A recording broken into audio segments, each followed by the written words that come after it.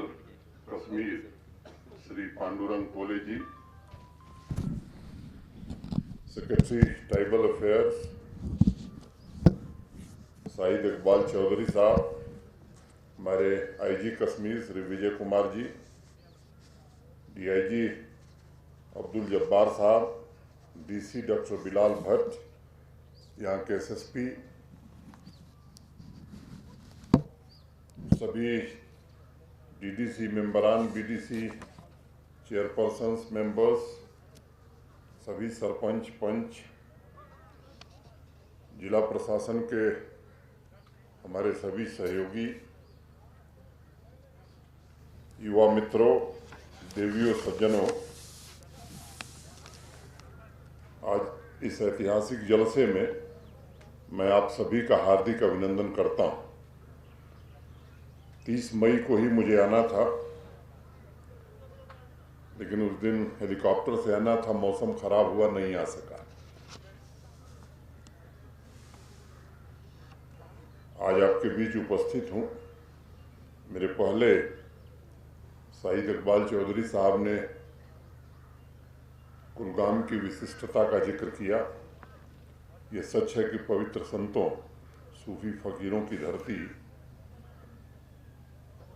कुलगाम में आज Eklavya model residential school के साथ ट्राइबल समुदाय से जुड़ी 39 करोड़ 79 लाख की योजनाओं का उद्घाटन और शिलान्यास हुआ है।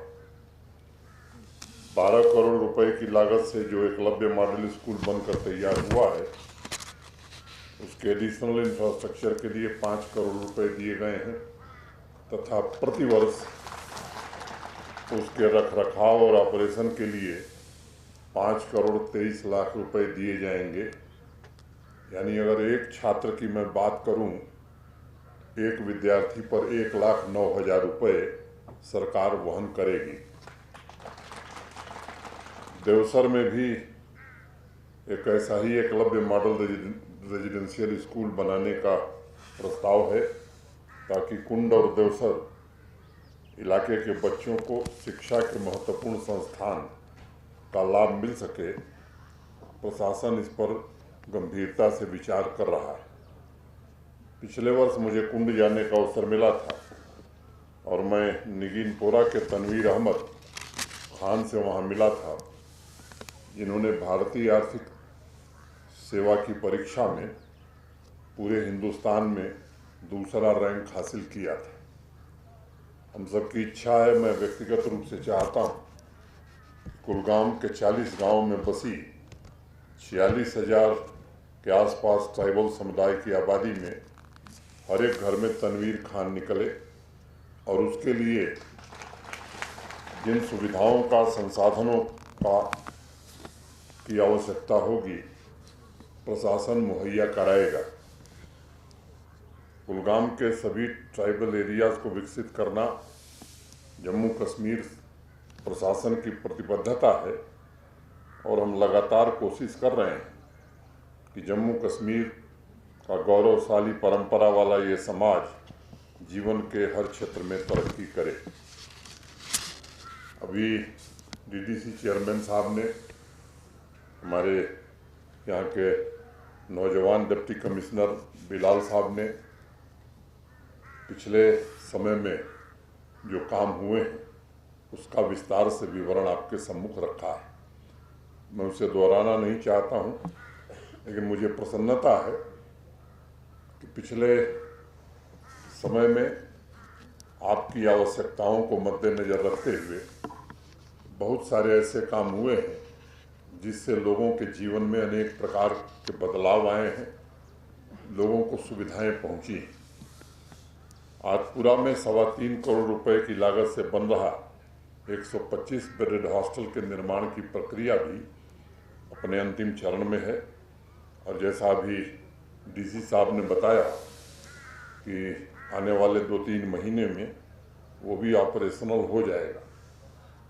ट्राइबल समुदाय के युवाओं तथा स्पोर्ट्स पर्सन के लिए 4 करोड़ 12 लाख की लागत से एक नए यूथ हॉस्टल का भी शिलान्यास हुआ है।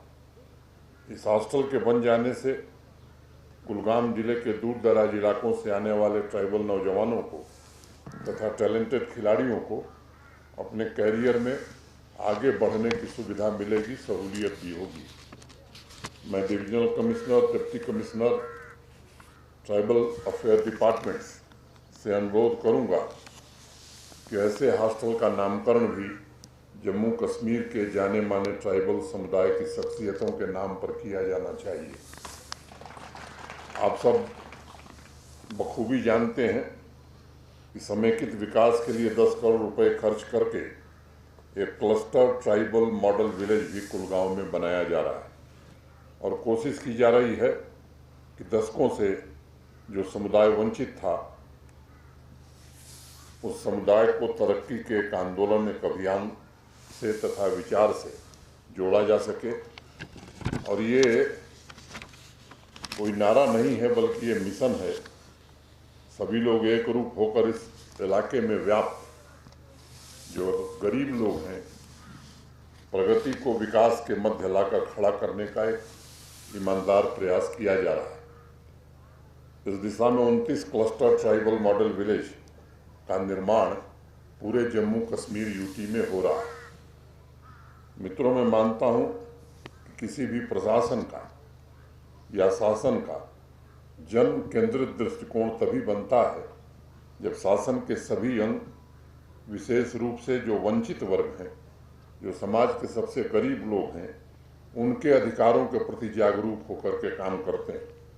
और ये बात बड़ी जिम्मेदारी से मैं कहना चाहता हूँ कि शासन तंत्र ने वंचित वर्ग के अधिकारों को सुनिश्चित करके एक अच्छे शासन की स्थापना करने की कोशिश की है। पिछले नवंबर में मुझे याद है जब ट्राइबल समुदाय के महानायक बिरसा मुंडा जी की जन्म जयंती मनाई जा रही थी, तब एक कार्यक्रम शाहिद इकबाल चौधरी जी ने आयोजित किया था और 3 मुख्य कारण मुझे दिखाई पड़े थे जिनका जिक्र मैंने किया था। पूर्व के समृद्ध आदिवासी परिवार वर्तमान में वंचित हुए हैं, पहला, जिसका जिक्र मेरे पूर्व के वक्ताओं ने भी किया, शैक्षिक उदासीनता के कारण, दूसरा आर्थिक कमजोरी के कारण, और तीसरा मुझे लगता है कि कोई न कोई सियासी वजह भी थी जिससे आपका बड़ा नुकसान हुआ। 2-4 की संख्या में या बड़ी संख्या में आप में से अनेक लोग मुझसे मिलते रहे हैं। कभी कभी बड़ी संख्या में भी लोग आए और उन्होंने जो बातें कही हैं आज भी मेरे जहन में उनके अल्फाज स्मरण में हैं और उनकी बात से एहसास होता था कि वो उपेक्षा के शिकार हुए हैं और उनकी तकलीफ स्पष्ट रूप से उनकी बातों में दिखाई पड़ती थी। अगर मैं 2 पंक्तियां एक शेर की कहूँ कि नजदीकियों में दूर का मंजर तलाश कर, जो हाथ में नहीं है वो पत्थर तलाश कर, सूरज के इर्द गिर्द भटकने से क्या फ़ायदा, दरिया हुआ है गुम तो समुंदर तलाश कर, दरिया हुआ है गुम तो समुंदर तलाश कर। आपके लिए, आपके परिवार के लिए उसी समुंदर का इंतज़ाम हमारे देश के प्रधानमंत्री आदरणीय नरेंद्र मोदी जी कर रहे हैं। आप सब जानते हैं कि देश की संसद द्वारा पास किए जाने के बाद भी जम्मू कश्मीर में फॉरेस्ट राइट एक्ट लागू नहीं हुआ था।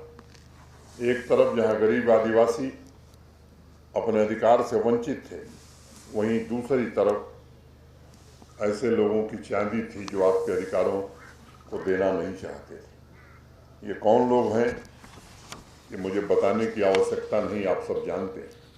जल, जंगल, जमीन पर निर्भर एवं हजारों साल से संपूर्ण सृष्टि के लिए लोक कल्याण के मूल्यों के साथ जीवन जी रहे ट्राइबल समुदाय को आए दिन अनेक समस्याओं से दो चार होना पड़ता था। आदरणीय प्रधानमंत्री जी ने जंगलों पर आपके अधिकार को सर्वोच्च प्राथमिकता देते हुए फॉरेस्ट राइट एक्ट कानून को जम्मू कश्मीर में भी लागू किया और पिछले साल सितंबर से जम्मू कश्मीर में भी आदिवासी समाज को फॉरेस्ट राइट एक्ट के इंडिविजुअल और कम्युनिटी राइट्स दिए गए। मैं मानता हूं स्थिर एवं प्रगतिशील समाज तभी बनेगा जब कमज़ोर वर्ग ऊपर उठेगा।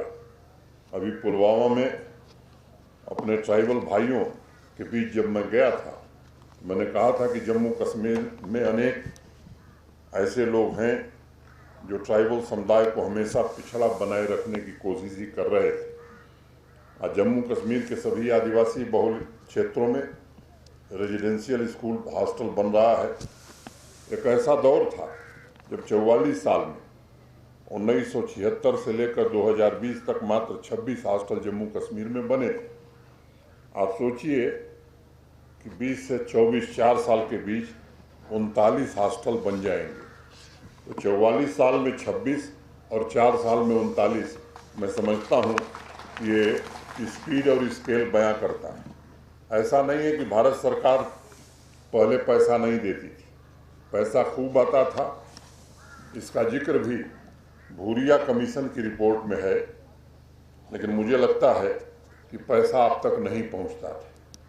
उनकी आर्थिक स्थिति सुधारने के लिए संसद में पेश की गई रिपोर्ट में कहा गया था कि एग्रीकल्चर और सीप फार्मिंग को लागू किया जाए ताकि केंद्र से आ रहे पैसों के जरिए आदिवासी समुदाय के सामाजिक और आर्थिक जीवन को बेहतर बनाया जा सके। ये कार्य भी पूरा नहीं हो सका। सच्चाई ये है कि ट्राइबल समुदाय के लोग जंगलों से उतना ही लेते हैं जितना जीवन को चलाने की आवश्यकता होती है, लेकिन फिर भी जंगलों वन संपदा पर उनका अधिकार नहीं था। भारत के प्रधानमंत्री श्रीमान नरेंद्र मोदी जी ने वनों पर आपके अधिकार को सुनिश्चित करने के लिए प्रधानमंत्री वन धन योजना शुरू की और उसके अंतर्गत आज जम्मू कश्मीर में 100 वन धन केंद्र स्थापित किए जा रहे हैं ताकि वनों पर निर्भर आपका परिवार सुखी रह सके, समृद्ध हो सके। ट्राइबल समुदाय की बहनों को आर्थिक रूप से स्वतंत्र बनाने के लिए भी 1500 वन धन सेल्फ हेल्प ग्रुप स्थापित किए जा रहे हैं। मैं मानता हूँ कि जब ट्राइबल समुदाय की महिलाएं आर्थिक रूप से सशक्त होंगी तो उसका लाभ केवल ट्राइबल परिवारों को ही नहीं मिलेगा, बल्कि डायरेक्ट और इनडायरेक्ट लाभ समाज को, जम्मू कश्मीर को, पूरे देश को और संपूर्ण मानवता को भी पहुंचेगा। 21 महीने के भीतर 1500 मिनी सी फार्म ट्राइबल एरियाज में स्थापित किए गए हैं और डेयरी यूनिट के तहत 1500 परिवारों को इस उद्योग से जोड़ा गया। इन दोनों योजनाओं पर जम्मू कश्मीर प्रशासन ने 30 करोड़ रुपए खर्च किए हैं और आज ये दोनों परियोजनाएं हजारों लोगों को रोजगार के अवसर उपलब्ध करा रही हैं। मित्रों, अनुभव सिद्ध बात यह है कि किसी भी समाज में युवा अदम्य ऊर्जा और प्रेरणा का काम करता है। पहले ट्राइबल समुदाय के युवाओं के लिए रास्ते सीमित थे। जम्मू कश्मीर प्रशासन ने एक 1.25 साल पहले निर्णय लिया कि युवाओं में आत्मविश्वास पैदा करने के लिए, उनकी चेतना जागृत करने के लिए तमाम आधुनिक व्यवसायों में उन्हें ट्रेनिंग दी जाएगी तथा विश्व की बदलती आर्थिक सामाजिक व्यवस्था के अभिन्न अंग बनाने की हर कोशिश की जाएगी। मुझे आपको बताते हुए प्रसन्नता हो रही है कि आज ट्राइबल समुदाय के 800 ऐसे यूथ, ऐसे बच्चे विभिन्न व्यवसाय की ट्रेनिंग ले रहे हैं और ट्राइबल डिपार्टमेंट ने ट्राइबल युवाओं को पायलट, केबिन क्रू, एयरपोर्ट के ग्राउंड स्टाफ के लिए विंग्स टू फ्लाई कार्यक्रम भी शुरू किया है। हमारे ट्राइबल समुदाय की बहुत सी बच्चियां अनाथालयों तथा मदरसों में पढ़ने को मजबूर थी। आज उनके स्किल डेवलपमेंट ट्रेनिंग की भी व्यवस्था की गई है और कुल मिलाकर ट्राइबल समुदाय के उज्जवल भविष्य के लिए स्किल ट्रेनिंग पर 8 करोड़ रुपए खर्च किए जा रहे हैं। हमारी कोशिश ज़्यादा से ज़्यादा युवाओं को टूरिस्ट विलेज नेटवर्क तथा होम स्टे कार्यक्रम से जोड़ने की भी है। शाहिद इकबाल चौधरी ट्राइबल अफेयर्स तथा मिशन यूथ दोनों काम देख रहे हैं और इसलिए मुझे विश्वास है कि इन योजनाओं का भी अधिकतम लाभ ट्राइबल समुदाय के युवाओं को मिलेगा। मित्रों, पिछले 21-22 महीनों में अनवरत काम करके जम्मू कश्मीर प्रशासन ने 20 से अधिक ऐसी योजनाएं ट्राइबल समुदाय के लिए बनाई हैं, जिससे न सिर्फ वर्तमान पीढ़ी बल्कि नई पीढ़ी को विकास की मुख्य धारा से जोड़ा जा सके और वास्तविक धरातल पर बिना पक्षपात के सामाजिक समता की व्यवस्था लागू की जा सके। 40 करोड़ रुपए खर्च करके ट्राइबल बहुल इलाकों में 200 स्कूलों को स्मार्ट स्कूल में परिवर्तित किया जा रहा है। आपने देखा अभी यहाँ के डीसी साहब ने बताया आपको कि 5 स्मार्ट स्कूल यहाँ भी उद्घाटन किए गए हैं और ये काम इसलिए हो रहा है कि आपके बच्चों को मॉडर्न एजुकेशन मिल सके। 100 स्कूलों में ये काम पूरा कर लिया गया है। 100 स्कूलों का काम भी इस साल पूरा कर लिया जाएगा। शिक्षा के क्षेत्र में बहुत सारी समस्याएं थीं। स्कॉलरशिप की संख्या भी कम थी, मिलने वाली धनराशि भी बहुत कम थी। पिछले वित्तीय वर्ष में 31.12 करोड़ रुपए स्कॉलरशिप के लिए निर्धारित किए गए थे और इस वित्तीय वर्ष में उसे बढ़ाकर 45 करोड़ रुपए कर दिया गया है। एक बड़ी समस्या माइग्रेशन के दौरान थी, जिसका जिक्र मुझसे मिलने वाले लोग बराबर करते थे। इसमें कोई संदेह नहीं है कि हमारे आदिवासी भाई बहन जब भी मौसम बदलने के साथ एक स्थान से दूसरे स्थान पर जाते हैं, उन्हें तरह तरह की परेशानियों का सामना करना पड़ता है। माइग्रेशन का वक्त उनके लिए आसान नहीं होता है। ऐसी अन्य समस्याओं की जानकारी हासिल करने के लिए पिछले वर्ष एक सर्वे कराया गया और तब पता चला कि प्रतिवर्ष लगभग 6 लाख लोग एक जगह से दूसरी जगह सीजन के हिसाब से माइग्रेट करते हैं। बाद में हेल्थ केयर की समस्या के बारे में भी कुछ लोगों ने पत्र भेजा। सभी सहूलियत के लिए एक बड़ा फैसला हुआ कि 8 अलग अलग स्थानों पर ट्रांजिट एकोमोडेशन बनाने का और उनके लिए मोबाइल मेडिकल यूनिट शुरू करने का, माइग्रेशन के दौरान उन्हें ट्रांसपोर्ट सुविधा प्रदान करने का। अभी पुलवामा में मैंने ट्रांसपोर्टेशन पर एक छोटा सा वाक़या भी सुनाया था। सन 47 में आज़ादी के बाद से पहली बार ट्राइबल परिवारों को ट्रांसपोर्ट की सुविधा दी गई और मैं समझता हूँ ऐसे बहुत से लोग हैं जो इस बात से हैरान हैं कि माल मवेशी लेकर पैदल भटकने वाले ट्राइबल परिवार कैसे गाड़ियों में बैठ करके जा रहे हैं। इस तरह की बात करने वाले जिन्होंने सियासी कारणों से इस समुदाय की तरक्की के राह में रोड़े अटकाए हैं, आज ट्राइबल समुदाय के हेल्थ केयर के लिए भी साल भर के भीतर, मैंने 1 वर्ष के भीतर 9 mobile medical unit, 17 tribal health सब सेंटर्स और 41 एम्बुलेंस की व्यवस्था की गई। मित्रों, दशकों से ट्राइबल समुदाय के लोग उपेक्षा और भेदभाव के शिकार रहे हैं। मैं ये बात कहना चाहता हूँ, तारीख में क्या हुआ उस पर वक्त न गंवाकर आज हम सब संकल्पित हैं। देश के संविधान और देश की संसद ने ट्राइबल समुदाय को जो अधिकार दिए हैं उसे ज़मीन पर इम्प्लीमेंट कर सामाजिक समता और सद्भाव की नई सुबह का आगाज हो, इसकी हर मुमकिन कोशिश की जा रही है। जम्मू कश्मीर प्रशासन ये सुनिश्चित कर रहा है कि जल, जंगल एवं जमीन पर निर्भर ट्राइबल समुदाय को उनको हक से कभी वंचित न किया जाए। मैं मानता हूं कि देश की संसद तथा देश के संविधान ने ट्राइबल समुदाय को समाज में बराबरी का हक दिलाने के लिए जिन अधिकारों की व्यवस्था की थी, उसमें एक अधिकार राजनीतिक आरक्षण भी था। 31 सालों से जम्मू कश्मीर में ये लागू नहीं हो सका। अभी डिलिमिटेशन कमीशन ने जो रिपोर्ट प्रस्तुत की है, उसमें विधानसभा की 9 सीटों पर ट्राइबल समुदाय को अधिकार दिया गया। मुझे लगता है ये उस दिशा में एक महत्वपूर्ण कदम साबित होगा। मुझे जम्मू कश्मीर के अनेक ट्राइबल यूनियन एसोसिएशन ने बाकायदा विज्ञप्ति जारी करके भारत के सम्मानीय प्रधानमंत्री जी का, चुनाव आयोग का और डिलिमिटेशन कमीशन का आभार जताया था।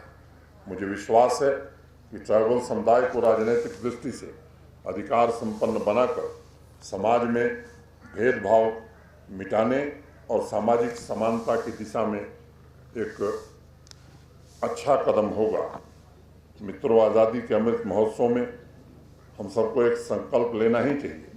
जो भी हमारे समाज के गरीब लोग हैं, पिछड़े लोग, ट्राइबल समुदाय के लोग, उनकी भावी पीढ़ियां समाज की मुख्य धारा की अभिन्न अंग बन सकें और इस दिशा में भविष्य में भी पूरी शिद्दत से प्रशासन अपनी जिम्मेदारियों का निर्वहन करेगा, ये बात मैं आपके बीच कहना चाहता हूँ। मैं उन आंकड़ों में नहीं जाना चाहता जिसका जिक्र डीसी साहब ने किया है, और मुझे प्रसन्नता यहाँ के नौजवान डीसी और यहाँ के एडमिनिस्ट्रेशन ने जिस मेहनत से, जिस लगन से काम किया है, मैं उम्मीद करता हूँ कि आने वाले दिनों में निश्चित रूप से एक विकसित कुलगाम हम सब देख सकेंगे। डीडीसी के चेयरमैन साहब ने कुछ बातें कही हैं। अभी जो साथी हमें पगड़ी पहनाने आए थे, उन लोगों ने भी एक ज्ञापन दिया है।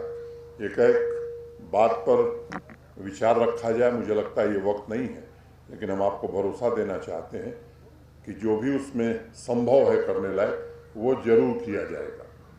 मित्रों, 2-3 बातें कहकर मैं अपनी बात पूरी करूंगा। 31 मार्च को जम्मू कश्मीर का वित्तीय वर्ष, पिछला वित्तीय वर्ष समाप्त हुआ।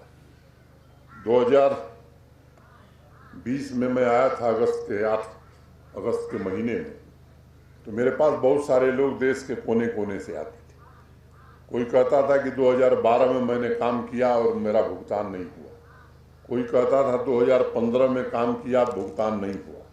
उस व्यवस्था को बदलने की कोशिश की गई है और मुझे आपको बताते हुए प्रसन्नता है कि 2021-22 का वित्तीय वर्ष जब 31 मार्च को समाप्त हुआ तो एक नई परिपाटी जम्मू कश्मीर में स्थापित हुई, जहां हमारा टैक्स कलेक्शन बढ़ा।